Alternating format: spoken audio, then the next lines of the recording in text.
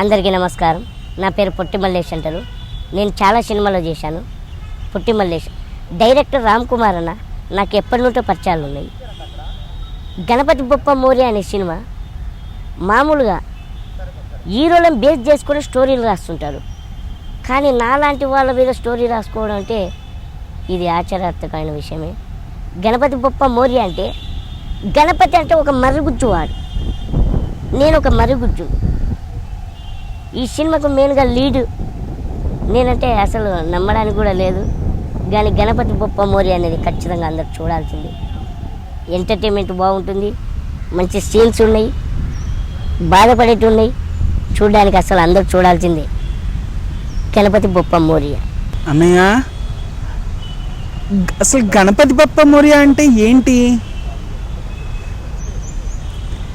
ఇప్పుడు నేను ఎంత సిల్లీగా అడిగానో, ఎంత పసితనంతో అడిగానో మీరు ఇదే సినిమాలో చూడబోతున్నారు.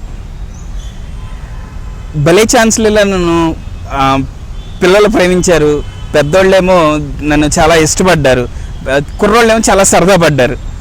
అలాగే ఈ సినిమాలో 3 కథలు ఉంటాయి. 3 కథలు మీ ఫ్యామిలీ మొత్తం కూర్చుని చూడడానికి చాలా బాగుంటుంది. భలే ఛాన్స్ లేని ఎంత బాగా ఎంజాయ్ చేస్తారో ఫ్యామిలీ అంతా కూర్చుని ఈ సినిమాను కూడా అంతే బాగా ఎంజాయ్ చేస్తారు. హాయ్, నా పేరు శ్రీనాథ్. గణపతి బొప్ప మోరియా అనే మూవీలో హీరోగా యాక్ట్ చేశాను. అమ్మాయి వెంటపడి తిరిగే కుర్రాడి క్యారెక్టర్లో యాక్ట్ చేశాను. ఇది సున్నితమైన ప్రేమ కథ, చాలా కొత్తగా ఉంటుంది. అంటే లవ్ స్టోరీ అంటే పాతాళ భైరవి నుంచి లవ్ స్టోరీ సినిమాలు వస్తూనే ఉంటాయి, కానీ ప్రతి సినిమాలోనూ ఏదో ఒక కొత్త పాయింట్ ఉంటుంది. ఈ సినిమాలో కూడా ఒక సున్నితమైన అంశం అనేది ఉంటుంది. ఆ ప్రేమ కథ అది ఎంత బాగుంటుంది అనేది మీరు స్క్రీన్ మీద చూడాలి. మేము చేసిన ఈ మొదటి ప్రయత్నాన్ని మీరు ఆదరిస్తారని కోరుతున్నాను. తప్పకుండా మా సినిమా పెద్ద సక్సెస్ సాధించే విధంగా ఆశీర్వదిస్తారని కోరుకుంటున్నాను.